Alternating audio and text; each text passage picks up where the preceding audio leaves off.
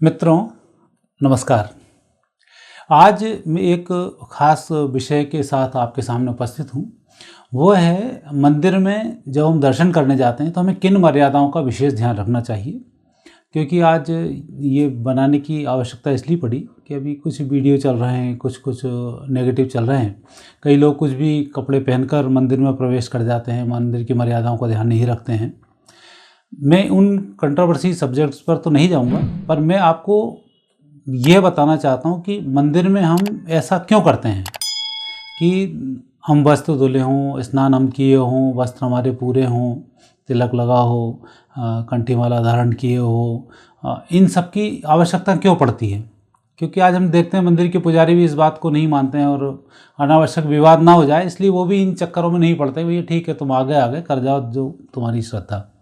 पर हम उस श्रद्धा से अलग हटके हम बात कर रहे हैं कि हम मंदिर में जाते हैं तो हमें वहाँ जाकर शांति कैसे मिले, मंदिर में हम जिस उद्देश्य से जा रहे हैं वो उद्देश्य की हमारी पूर्ति कैसे हो, और हमें किन किन मर्यादाओं का वहाँ पर ध्यान रखना चाहिए, हम उसकी इस वीडियो में आपसे विशेष रूप से चर्चा करेंगे। तो सबसे पहले हम अपने सब्जेक्ट पर ही सीधे सीधे आते हैं और हम बात करते हैं मंदिर क्यों जाना चाहिए। क्यों जाने के पीछे तो कई लोगों के अपने स्वार्थ होते हैं। किसी की शादी नहीं हो रही, किसी के बच्चे नहीं हो रहे हैं, तो एक जनरली तो एक भिखारी बन के ही वहाँ जाते हैं। पहली तो यही बात होती है। तो इस संदर्भ में मैं आपसे कहना चाहूँगा कि भगवान के सामने भिखारी बनकर कभी नहीं जाना चाहिए। ये बात अलग है कि भगवान दाता है, सब कुछ देता है, लेकिन भगवान को भी पता है ये व्यक्ति क्यों आया है। तो इस तरीके की लोग कई मन्नतें कर आते हैं कि हम ऐसा हो जाएगा तो ऐसा कर देंगे, ऐसा हो जाएगा तो ऐसा कर देंगे। तो उन मन्नतों की भगवान के आगे ज़रूरत नहीं होती है और हम अपना ओछापन भी सिद्ध करते हैं, और दूसरा उन चीज़ों की हमें शक्ति भी नहीं मिल पाती है। तो सबसे पहला तो जब भी आप मंदिर में जाएं, कामना रहित होकर जाएं, आपकी मनोकामना अपने आप पूरी हो जाएगी। कहने से कुछ नहीं होता है, और कह दिया कुछ मांग लिया तो भगवान ऐसे भी हैं कि देते ज़रूर हैं। समय उनका होता है, भीख आपकी होती है, और वो फिर जब मिलता है तब सोचते हैं उसकी हमें आवश्यकता ही नहीं है। तो उस तरीके की कुछ चीज़ें होती है, तो उसका आप थोड़ा ध्यान रखें। भगवान के मंदिर में जब भी हम जाएंगे खाली दिमाग से जाएंगे, दर्शन करने जाएंगे, भगवान के दर्शन, और जो मंदिर की मर्यादाएं उन मर्यादाओं का हम विशेष ध्यान रखेंगे। अब दूसरी बात आती है भगवान के मंदिर की मर्यादाएं क्या है। मर्यादाओं में एक आता है व्यक्ति को स्नान करके जाना चाहिए, हाथ पैर उसके धुले हुए होना चाहिए। क्योंकि जब हम मंदिर में प्रवेश करते हैं तो ऐसा नहीं कि हम ट्रेन से आए और आने के बाद सीधे सीधे भगवान के मंदिर में बिना कुल्ला किए और ऐसे कैसे लोग चले जाते हैं। कई बार यात्रा करनी है, सुबह पहुँचे और फटाफट दर्शन कर डाले। तो भगवान के मंदिर में जाए तो आपका माइंड बिल्कुल सेट होना चाहिए कि भगवान के मंदिर में हम दर्शन करने जा रहे हैं। जब हम स्नान ध्यान करते हैं तो हमारे ब्रह्मरंध्र में ठंडाई होती है, और जब तक मस्तिष्क हमारा ठंडा होता है तब तक हम कूल रहते हैं। और जब भी हम भगवान के सामने झुकते हैं या जो भगवान की प्रार्थना, उस प्रार्थना को हम करते हैं, तो उस प्रार्थना को करने में हमारा मन एकाग्रचित होता है और हमें वहाँ से मूर्ति के माध्यम से रिस्पॉन्स मिलता है और हम जागृत होते हैं। लोग नहीं जाते हैं, नहीं करते हैं, इसलिए उन्हें परेशानी आती है, या कई बार बोलते हैं मंदिर करने गए एक्सीडेंट हो गया। तो ये भगवान को दोष देने की इसमें आवश्यकता नहीं है, ये आपकी लापरवाही होती है, और आपने कहीं ना कहीं कोई दोष बनाया हो तो फिर भगवान जिनके आप दर्शन करने जा रहे हैं वो आपका कभी नुकसान नहीं पहुंचाते, लेकिन उनके जो गण होते हैं उनसे आप श्रापित हो जाते हो।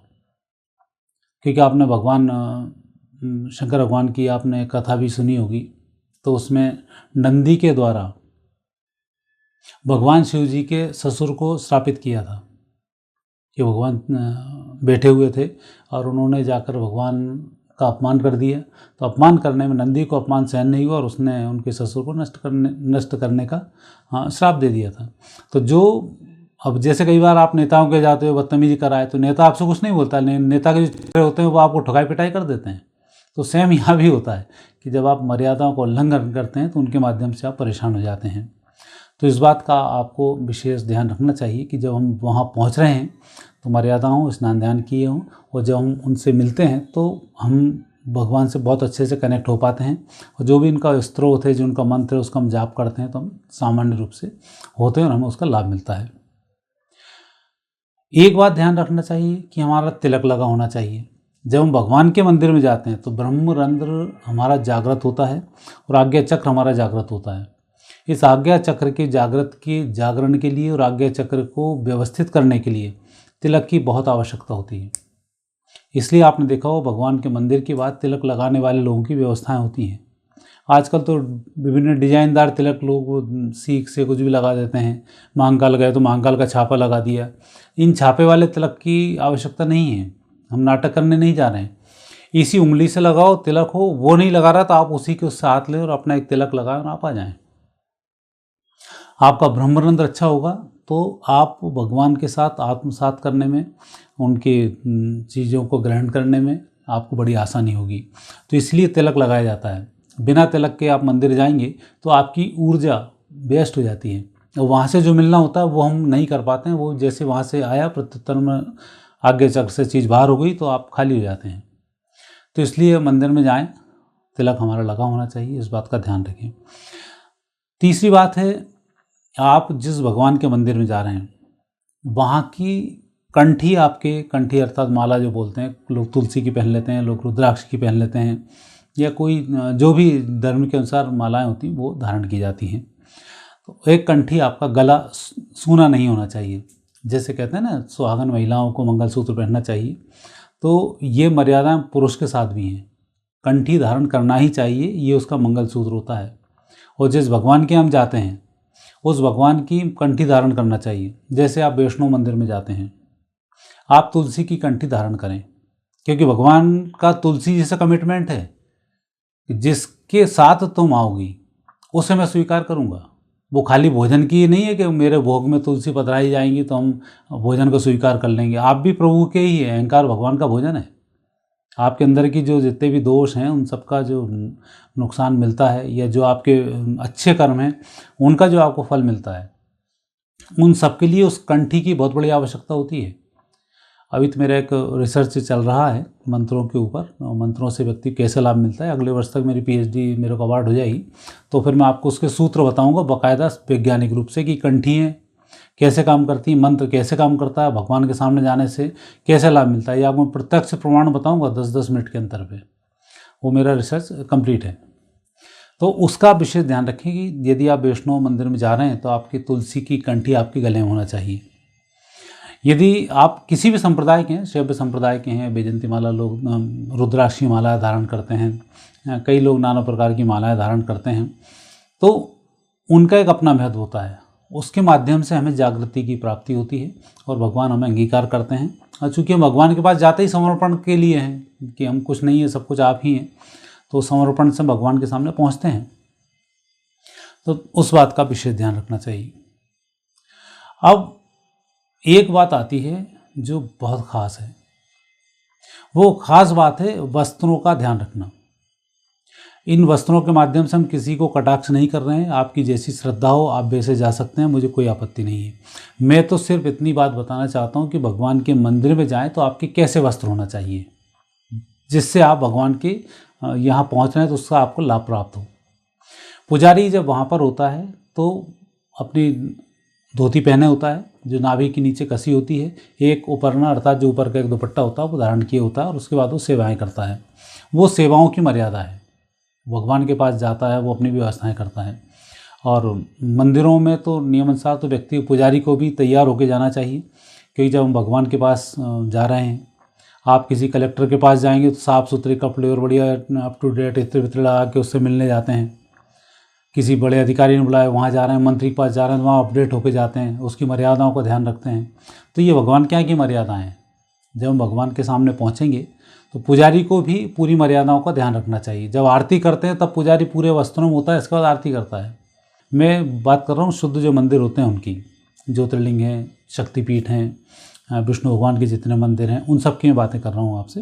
हनुमान जी का मंदिर है, वहीं मर्यादा चाहिए, गणेश जी का मंदिर, वहीं मर्यादाएँ चाहिए। तो उन मर्यादाओं की बात कर रहा हूँ। तो वस्त्र में मोटे वस्त्र ना हो, पतले वस्त्र हों, आपकी कमर खुली होना चाहिए। पुरुषों के लिए विशेष रूप से बेल्ट पहन के हम नहीं जाने देते। तो बेल्ट के लिए ये मतलब नहीं है कि चमड़े का बेल्ट है इसलिए हम बाहर उतार के जा रहे हैं। बेल्ट कोई भी भगवान के पास नहीं जाना चाहिए, क्योंकि वो हमारे स्वादिष्ठान चक्र को कवर करता है। मणिपुर और स्वादिष्ठान चक्र के बीच में जागृति का स्थान होता है। उस स्थान को जितना लूज रखेंगे उतना फ़ायदा होगा। इसलिए धोती वहाँ पर बांधी जाती है, उससे व्यक्ति को लाभ होता है। और हम जब भगवान के सामने पहुँचते हैं तो हम काफ़ी देर तक वहाँ साधना कर सकते हैं, काफ़ी देर तक हम बैठ सकते हैं। लेकिन जब आपके बेल्ट बंधा होगा तो आप उतनी देर तक नहीं बैठ पाएंगे। और स्लिप डिस्क की जो शिकायत होती है ना, वो बेल्ट के कारण होती है, और बेल्ट L4 L5 के ऊपर ही बंधा होता है, इसलिए आपको प्रॉब्लम भी आती है। पहले स्लिप डिस्क वगैरह नहीं हुआ करती जब धोती पहना करते थे, क्योंकि धोती का इतना चौड़ा पट्टा होता है, वो L2 से शुरू हो जाता है, L6 तक जाता है, सबको कवर करके रखता है। तो उसमें इसका विशेष ध्यान रखें। तो चमड़े से यहाँ लोग बोलते हैं चमड़ा है इसलिए नहीं है, बेल्ट बंधा ही नहीं होना चाहिए, इसका विशेष ध्यान रखें। जीन्स वीन्स में सदैव थोड़ा ध्यान रखना चाहिए कि मोटे कपड़े होते हैं। अभी मैं उसी पर आ रहा हूँ कि वहाँ क्या मिलता है। तो ये थी पुरुष की बातें। महिलाओं को भी वस्त्र पूरे होना चाहिए। आज जो कन्याएं हमारी आधे अधूरे कपड़े पहनकर पहुँच जाती हैं, घुटने दिखते हैं, थाइस दिखती हैं, ऊपर आधे हिस्से दिखते हैं, मैं उस पर भी कमेंट्स नहीं कर रहा हूँ। आपकी इच्छा है, आप बिल्कुल जा सकते हैं, बिल्कुल मुझे उसको कोई दिक्कत नहीं। पर जाना क्यों चाहिए, उसके पीछे कारण ये कि जब हमारे वस्त्र होते हैं और भगवान के पास जब हम पहुँचते हैं तो उन श्रद्धाओं के साथ हमारे चक्रों का बड़ा गहरा संबंध है। तो जब मंदिर में पहुँचते हैं चक्र हमारे जागृत हो जाते हैं। जब हम भगवान के मंदिर में पहुँचते हैं तो स्वादिष्ठान चक्र से लेकर आज्ञा चक्र तक सारे चक्रों का एक एक काम होता है। जब हृदय चक्र अनंत में विश्राम की हम बात करते हैं तो अनंत का चक्र हमारा ढका होना चाहिए। वो जनरली आधे अधूरे कपड़े पहनने में फिर ये चक्र बाहर आ जाता है पीछे से, क्योंकि चक्र का आधा और पीछे दोनों हिस्से इसमें काम करते हैं। जिस तरह से ट्रायंगल बनता है, यहाँ से जो नाभि तक आता है फिर ऐसा बनता है, ये चक्र हमारा पूरा जागृत हो जाता है। जब ये चक्र जागृत होती है हमारे सब इससे ढके होना चाहिए, तब आप उसका फ़ायदा उठा पाएंगे। क्योंकि जो चीज़ आपको मिल रही है यदि खुली वो चीज़ है तो वो नुकसान होता है। जैसे मस्तिष्क खुला है, आप इस पर कुछ कर नहीं सकते, टोपी रखेंगे कहाँ तक आप करो, कुछ नहीं कर पाओगे आप। इसलिए यहाँ पर तिलक लगा लिया जाता है ताकि ये स्थान ढक जाता है। इन स्थानों को ढकने के लिए कई संप्रदायों में तो तिलक की व्यवस्था रहती है, पर हमें उस नहीं जाएं। वो वस्त्र यदि हम पूरे पहन लें तो ये हमारे लिए बहुत अच्छा होता है। आपने देखा होगा कि कई बार मंदिर में आप दर्शन कर रहे हैं तो आपको फुरफुरी से जाती है, सारे रोंगटे खड़े हो जाते हैं, भाव विभोर हो जाते हैं, आंखों से आंसू हो जाते हैं। जो अश्रुपात होना, भाव विभोर होना, यदि आपके कपड़े हल्के हैं, सलीके में हैं, तो भगवान से आपका जैसे ही कॉन्टेक्ट होता है तो ये जब भी आप किसी धार्मिक बाबाओं से भी बात करेंगे या अच्छे धर्माचार्य से आप बात करेंगे तो आपको यही कहेंगे जब भगवान ने आपको टच किया है तो आपके रोंगटे खड़े हो जाते हैं। धर्म ग्रंथों का आप अध्ययन करेंगे, जिनने भी भगवान के दर्शन किए या तो रोते ही रहे या उनके रोंगटे खड़े हो गए या उनके हाथ पैर फूल गए और भगवान को भूल जाते हैं उनसे मुझे क्या मांगूँ और क्या नहीं मांगूँ। आम व्यक्ति की क्या बात करें, जब हनुमान जी कोई रामचंद्र जी के दर्शन हुआ तो हनुमान जी भूल गए थे, उनकी परीक्षा लेने पहुंच गए। वो क्या होता है जब बड़ी शक्ति सामने होती तो हम क्या मांगने जा रहे हैं क्या नहीं करने जा रहे हैं सब भूल जाते हैं। कहना है ना, जब तुम सामने आते हो तो कहना भूल जाते हैं। तो ये भगवान के सामने ऐसा ही होता है कि जब हम उनके सामने पहुंचते तो हम इन सब चीज़ों को भूल जाते हैं, इनसे क्या मांगना और क्या नहीं मांगना, यदि आप अच्छे मन से वहाँ पहुँच रहे हैं तो। जिन मर्यादाओं को मैं बता रहा हूँ इनका ध्यान रखते हैं तो इसलिए हमें कपड़े सलीके से होना चाहिए। हर जगह की ड्रेस कोड है, वकील की अपनी ड्रेस कोड है, जज की अपनी ड्रेस कोड है, डॉक्टर का अपना ड्रेस कोड है, कंडक्टर का अपना है, पुलिस वालों का अपना है। तो ये मर्यादाएं हैं और उनकी ड्रेस उनके हिसाब से हैं, तो उनका इस बात विशेष ध्यान रखना चाहिए। और माता बहनें इस बात का विशेष ध्यान रखें कि कपड़े सलीके के हों, पूरे हों, पैर तक ढके हों, क्योंकि जब वहाँ से जो चीज़ रिटर्न होती है उसका यदि हमें आनंद लेना है तो उन मर्यादाओं को हमें ध्यान रखना चाहिए। आनंद नहीं लेना फिर तो आप कैसे भी जा सकते हैं। तो अब इस बात की बात हुई कि हमें वस्त्र किस प्रकार के पहनने चाहिए। अब अगले चरण पे आते हैं, प्रसाद और फूलमालाएं कैसी होना चाहिए। आज हमने कई मंदिरों में देखते हैं इधर से फूलमालाएं आती हैं, मंदिर में चढ़ती हैं, वापस आकर फिर बिकना शुरू हो जाती हैं। जब भगवान पर कोई एक चीज़ पहुंच जाती है तो वो झूठी हो जाती है, फिर उसकी आवश्यकता नहीं होती है। तो इतने बड़े बड़े हार लेकर जाने के बजाय आप 2 फूल यदि ताजे ले जाएंगे तो वो ज़्यादा महत्वपूर्ण होंगे बनस्बत इसके। मूर्तियों को व्यक्ति को स्पर्श नहीं करना चाहिए। आज गलत प्रकरण चला हुआ है कि व्यक्ति पुजारी पैसे लेता है, मूर्ति तक ले जाता है, मूर्ति को टच करा देता है, नहीं होना चाहिए। भगवान के दर्शन किए जाते हैं मंदिर के, मंदिर में बैठकर योग ध्यान किया जाता है। वहाँ जाकर पूजन करना, ये आरती जब होती है तो आरती कई लोग जजमान होते हैं फिर उनसे आरती कराई जाती है, वो एक अलग विषय है। पर आपको इस बात का ध्यान रखना चाहिए, आप जब मंदिर पहुँच रहे हैं तो अपनी तरफ से कुछ फूल ले जाएँ। प्रसाद घर का हो तो बहुत अच्छा है, दुकान की स्वच्छताओं का हमें ध्यान नहीं होता है। श्रीफल हम भेंट कर सकते हैं, फल हम भेंट कर सकते हैं, क्योंकि ये पवित्र होते हैं इसलिए इनको विशेष स्थान दिया गया है। तो फलों का भेंट करना, काम को करना, प्रसाद हम जो लेके जा रहे हैं, जो भोग के लिए, आप प्रसाद तो तब होता है जब पहले हम लाते हैं वो भोग कहलाता है, और जब भगवान को अर्पित हो जाता है फिर वो प्रसाद कहलाता है। लोग पहले से बोल देते हैं प्रसाद लेके आओ। तो भाषाओं का भी जो एक खेल है वो बड़ा मंदिरों में काम करता है। तो आप जो सामग्री लेके जाते हैं, चूँकि इतने लोग होते हैं, पुजारी भगवान को रख के एक सामने बैठा होता है, भगवान पीछे होते हैं, आपसे लेगा लड्डू उठा के 2 चढ़ा दिए, फिर आपको यूँ भी पकड़ा दिए। भगवान की तरफ तो ना उसने पीठ की ना कुछ किया, उनका ठीक था, हो गया भगवान का। ये इसलिए इन प्रसादों का महत्व नहीं होता है, और इसलिए प्रसाद अब खाने से नुकसान भी होता है। नहीं तो प्रसाद भगवान का स्वरूप होता है, इसलिए प्रसाद को ना तो गर्म किया जाता है, ना और कुछ स्वरूप में चेंज किया जाता है, ना घर जाके फ्रिज में रखाया जाता है। फ्रिज में रखा मतलब भगवान ने आपको फ्रिज में बंद कर दिया, आप ही मान कर चलें। तो इसलिए जो आप प्रसाद लेकर आते हैं उसको उसी दिन समाप्त करना, पूरा उसका स्वीकार करना मुख्य होता है। किसी को देना है तो फ्रिज में नहीं रखते हुए बाहर मर्यादाओं के साथ उनके ढक कर रखें, फिर वहाँ तक सब लोगों के पास प्रसाद पहुँचाएँ, ये उसकी मर्यादा होती है। अब अंतिम चरण पे आता हूँ, आरती का। आरती का विशेष महत्व है। लोग आरती में भी बातें करते रहते हैं, इधर उधर घूमते रहते हैं, ऐसा नहीं होता है। जब आरती हो रही है तब आरती भगवान की ही नहीं होती, आपकी भी आरती होती है। जब हम इस प्रकार के किसी कार्य को करते हैं तो हम नजरा जाते हैं, और जब भगवान की आरती में हाथ जोड़कर जिस तरह से हम खड़े होते हैं, ढोल मंजारे नगेड़े जब बज रहे होते हैं, तब इस प्रकार की जो अदृश्य शक्ति होती है सब हमसे दूर जाकर खड़ी हो जाती हैं। और जब हम भगवान सामने झुकते हैं और वो पंडित जी आरती करने के बाद जब जल छिड़कते हैं हमारे ऊपर, तो फिर हमारी ये नज़र उतर जाती है और हम नज़र के दोष से बच जाते हैं। इसलिए हमारे यहाँ प्रतिदिन बच्चों को सायंकाल मंदिर में आरती में भेजा जाता था, ताकि दिन भर की नज़र शाम को उतर जाती है और हम तरोताज़ा हो जाते हैं। अब तो साइंस का ज़माना है, मैं तो अगले साल में आपको सिद्धि करूँगा कि आप पूजन में करके आए और फिर आपको कैसे लाभ मिला इसी 10 मिनट के अंतर में, तो वो आपको अंतर क्लियर दिखाई देगा।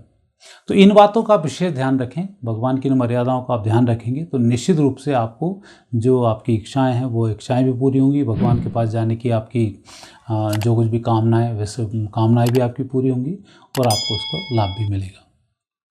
तो मित्रों, ये तो था मेरा एक छोटा सा वीडियो जो मैंने आपको भगवान के आगे मंदिरों की क्या मर्यादाएं रखना चाहिए उस पर बनाया था। आगे मैं आपसे फिर मिलूँगा नए विषय के साथ। यदि आपको अच्छा लगता है तो इस चैनल को सब्सक्राइब अवश्य करें, बेल आइकॉन प्रेस करें, हमारे नोटिफिकेशंस आप तक पहुंचते रहेंगे। अब आप मुझे आज्ञा दीजिए। नमस्कार।